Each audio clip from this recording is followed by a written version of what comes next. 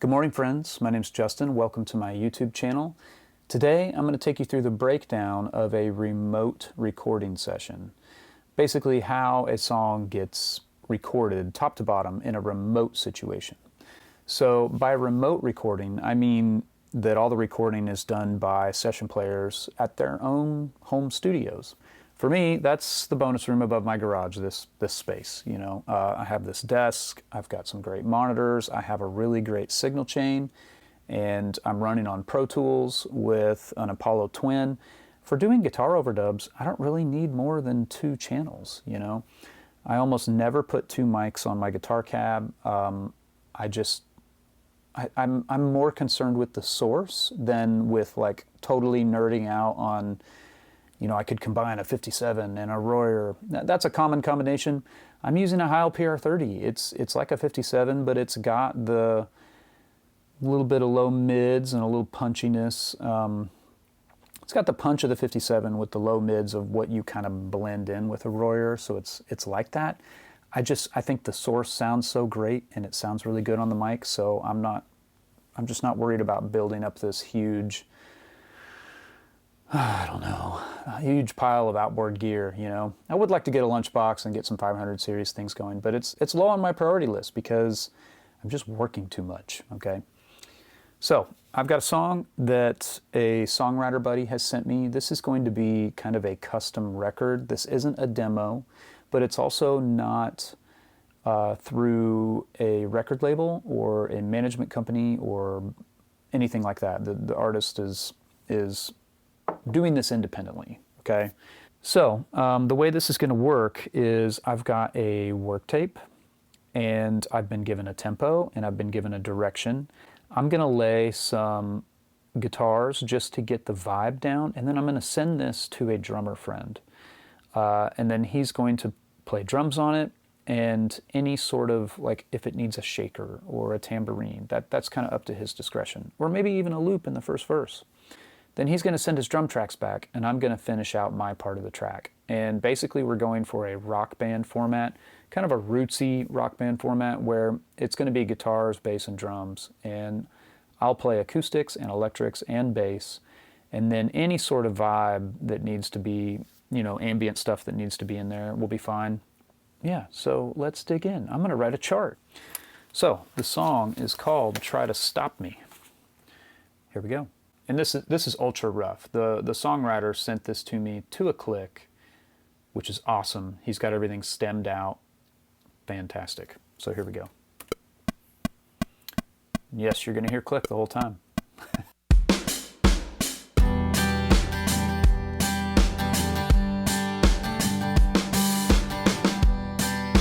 Okay, that sounds like a 6 minor to 1.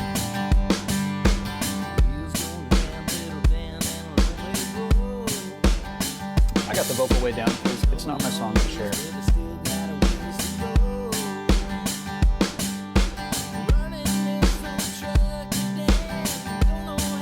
4 back to 1.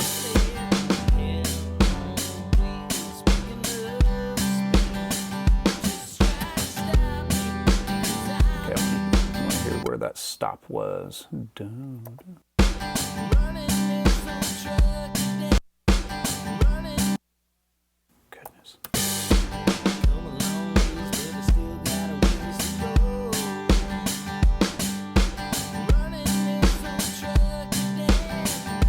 Here's this walk up. 6, 7, 1, 3, 4. Okay.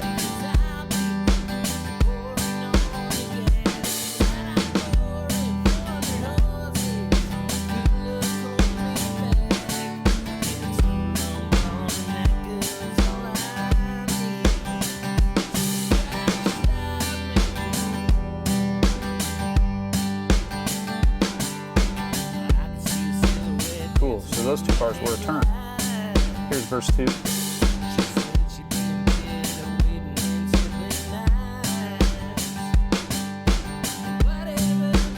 4 chord, back to 1. I bet here comes our walk again.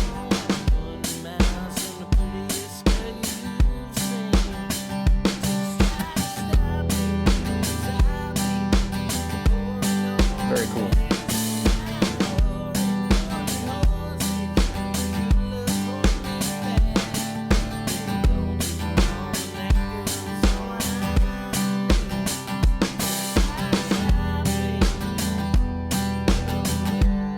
I think this is kind of like a solo post-chorus.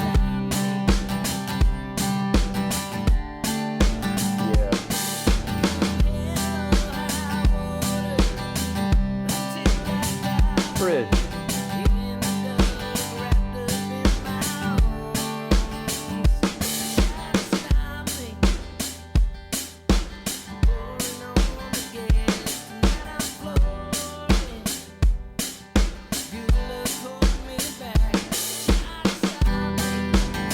We'll build across that fourth bar. Seems like the chorus restarts here. It's half down. It sounds like it's going to be a full up chorus. I'm writing that walk as 6-7-1-3. Let's talk about that a little bit.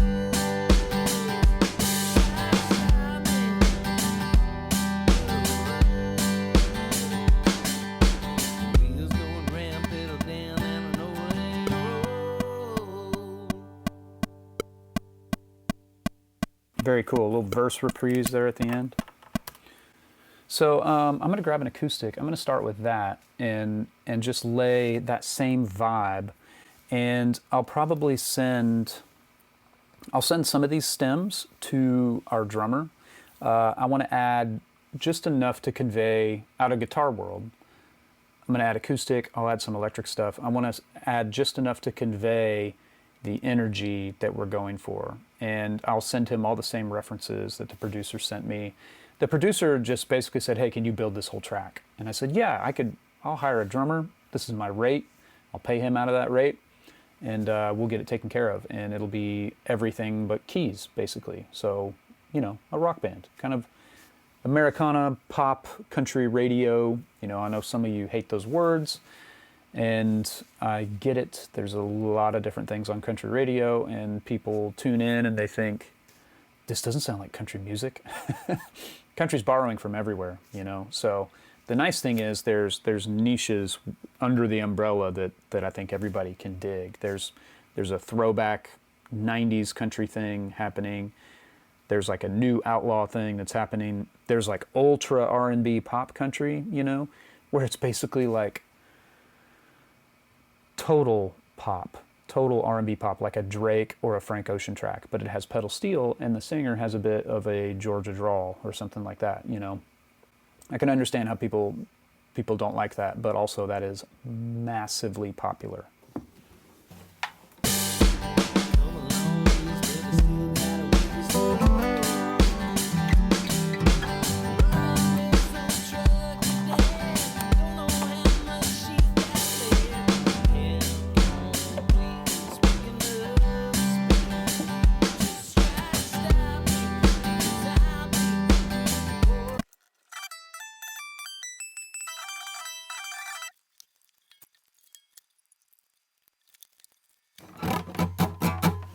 All right, I'm ready. I use a small diaphragm condenser pointed right at the neck joint. And it helps if I have phantom power on, like I need to have. So here's what my acoustic's gonna sound like for this track.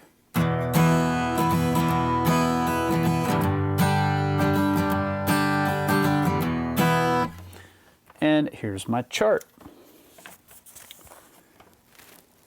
I have to cover my face so it'll actually focus on the chart. Do you see the 6-7-1-3? That's just those bars where it was walking, and I'm just writing it like that. I'm being a little bit lazy because I'm the only one that's going to see this chart, but basically that's just a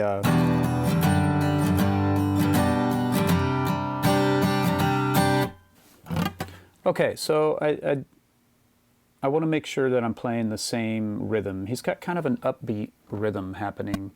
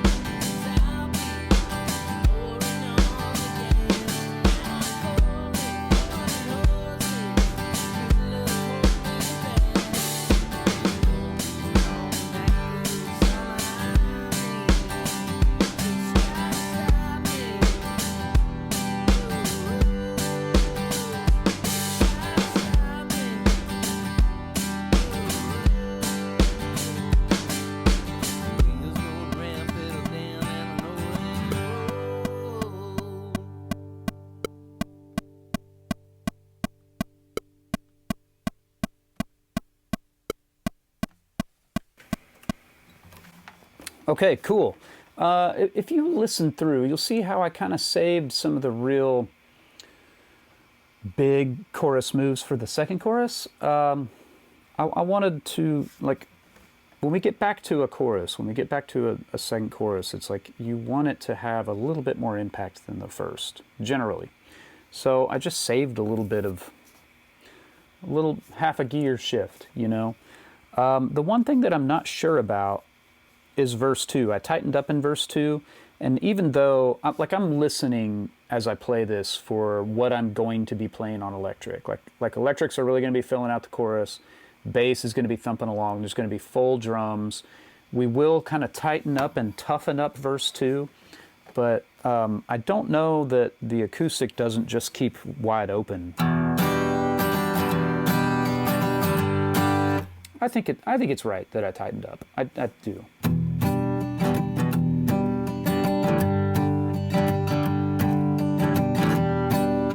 I think that's a good call. Let me listen to that verse 2 just to be double, triple sure.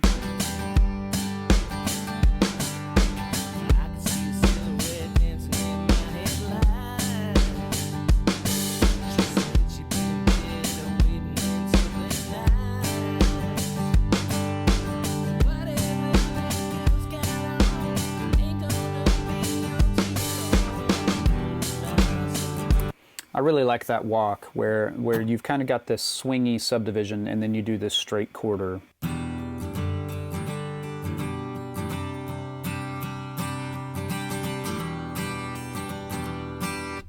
That's very cool. I'm going to go ahead and double this acoustic. It just means I won't have to double it later. So I'm going to mute his and pull mine over to the right so that you all hear it there. And then I will lay this one, and let's see how good and tight of a double I can do. So I'm going to bring up my headphone mix level just so I hear things a little bit better. And here we go, doubled acoustic.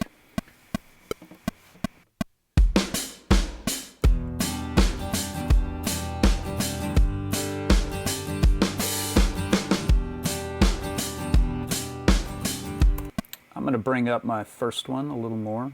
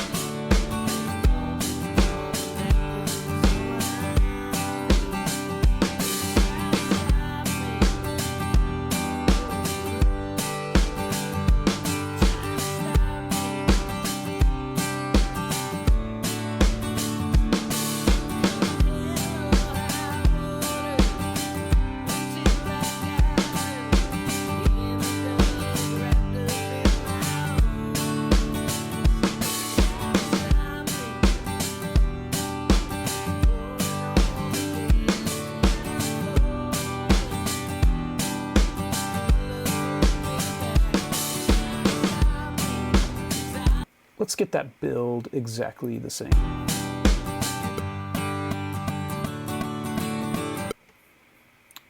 All right.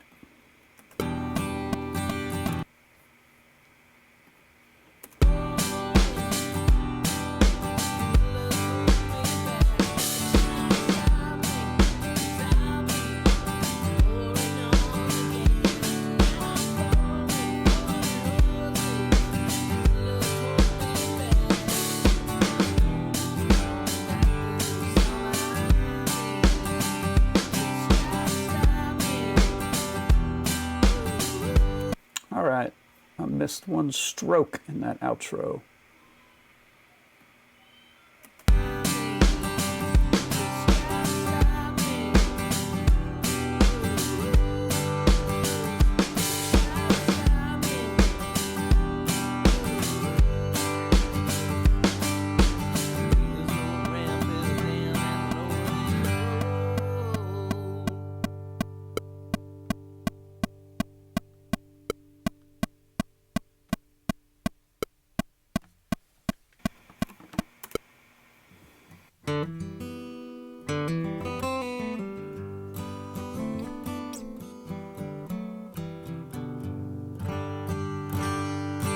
Awesome. I just feel like this is a really good songwritery, frontman kind of style acoustic, you know. This is my 62, 63 Harmony Sovereign. I love this guitar. It's so great. It sounds like a D18 with just a little bit more. It's like a D18 that leans toward a J45 a little bit, you know. And it'll do the real splatty thing when you dig in if you want, you know. It was the Stairway to Heaven acoustic. Really great guitar. So anyway, I'm going to lay maybe an electric or two, and we will see.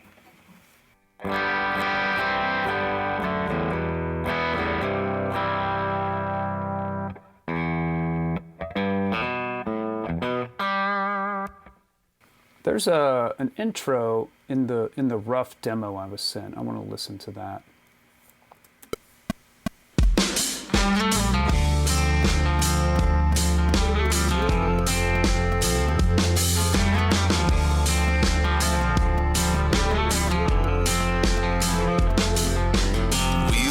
So that's down a whole step.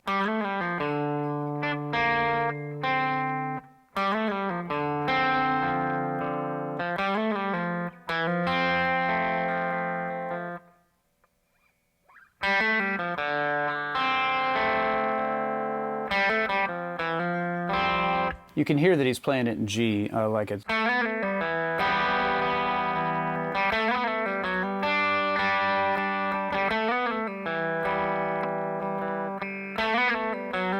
It's something.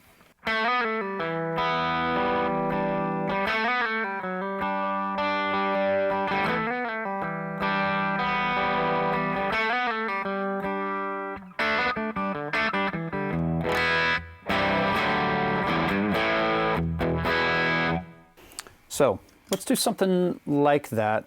I'm going to put a little bit of overdrive on from the overdrive boost.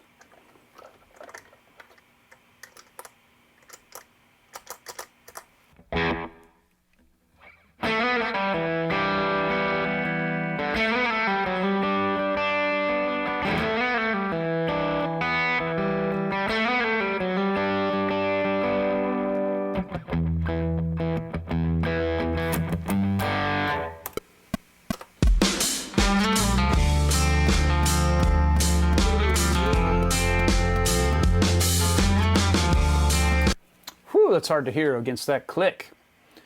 All right, electric track number 1. I've got my acoustics panned hard, and again, this is just trying to help set the stage for the drummer to know how intense we're getting. We want energetic, big radio, Brothers Osborne kind of vibes. So.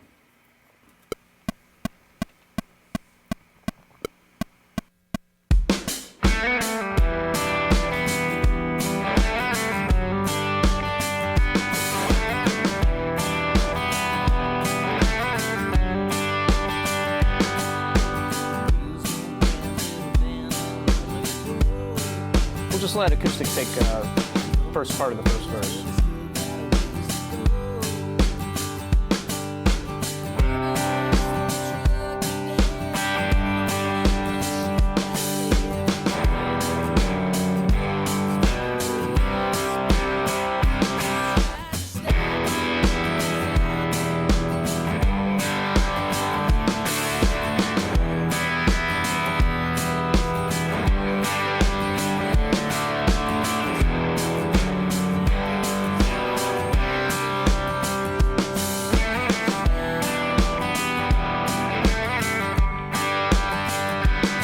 I kind of forgot my lick there.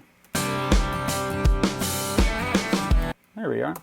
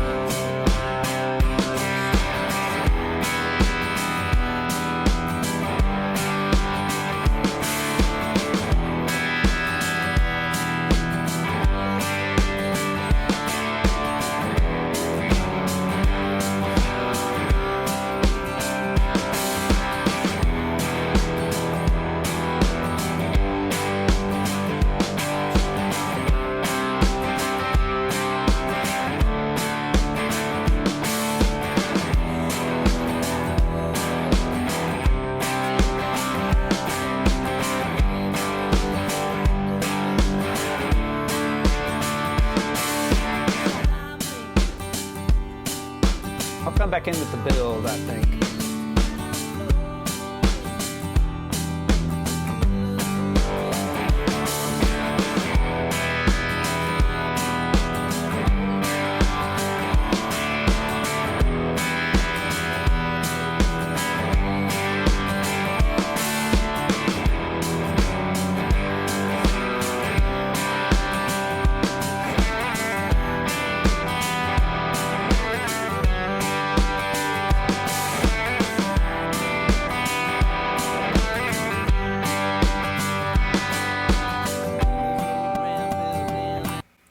Messed up my turnaround lick again. So my lick is so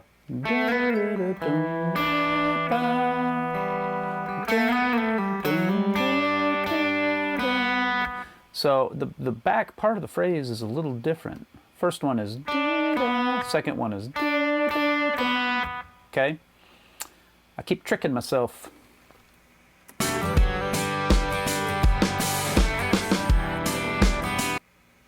Yeah, I'll get in at the top of that bar.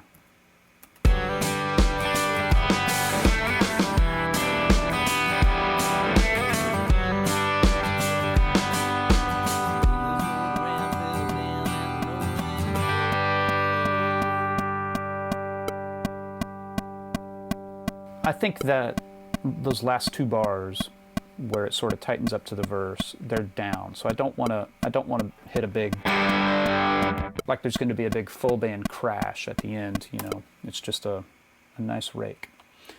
Let's do one more electric. Grab a telly.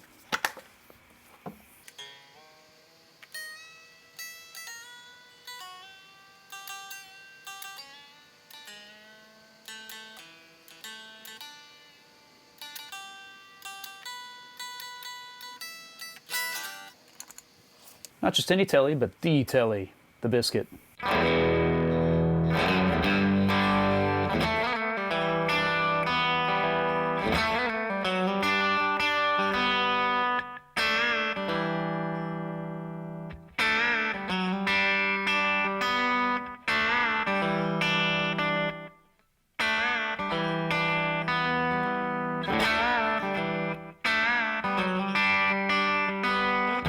Man, that might be a cooler way to play the intro lick. Let's listen. Can they live together? That's my question.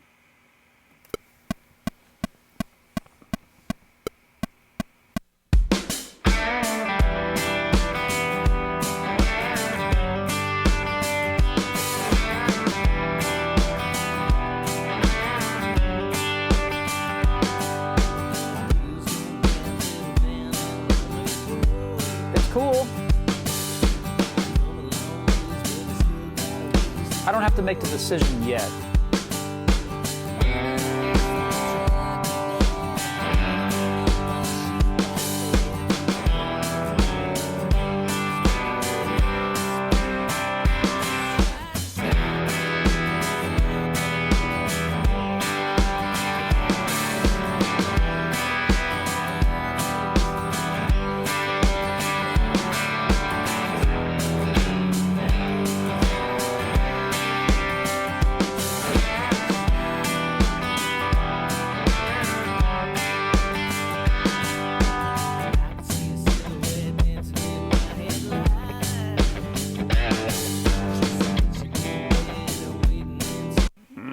I should play low in the second verse.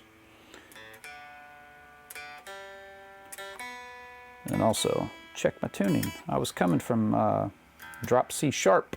Let's get in on that verse. That was feeling good.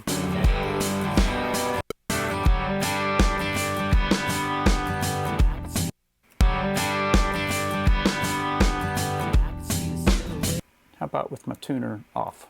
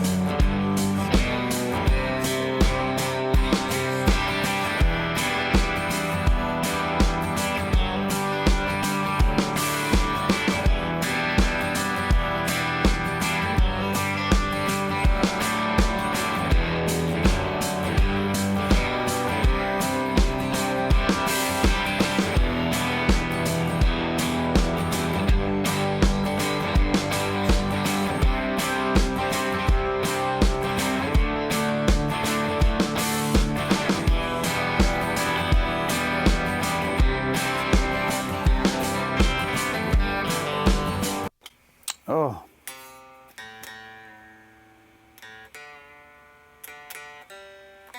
The beauty about tracking by yourself at home is you just stop. When the tuning's bad, just stop and tune.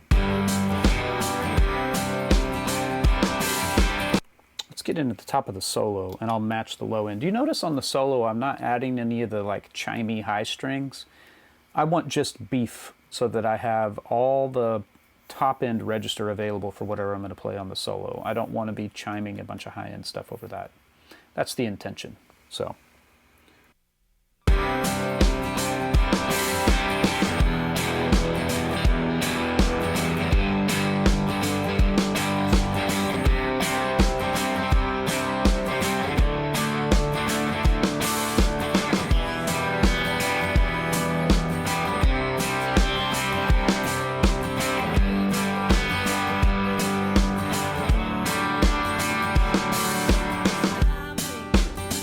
Down chorus.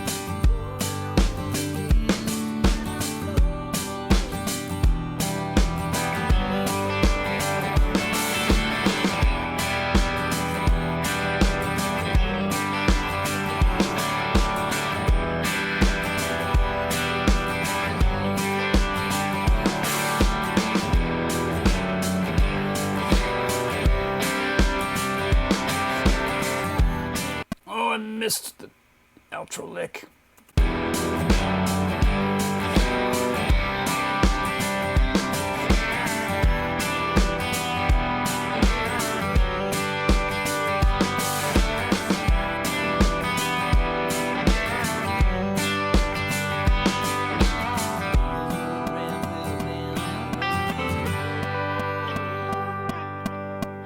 Let's get that outro one more time.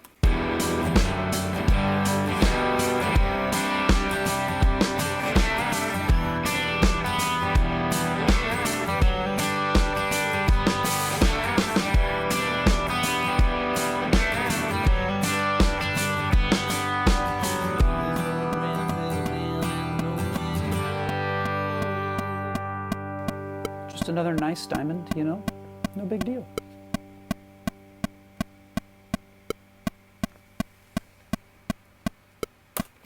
Okay, so now all I got to do is send it to my drummer buddy, get drums down, The loop and the way that I'm playing is going to inform everything for him. Number one, the vocal's going to inform it, but the way that the loop and my guitars are supporting the vocal is going to tell him everything he needs to know. He's not going to open this and think, what do? I have no idea. We're going to give him the reference, and we'll give him these tracks, and he's going to nail it to the wall. So I'll be back when I get my stuff, when I get those tracks from him. See ya.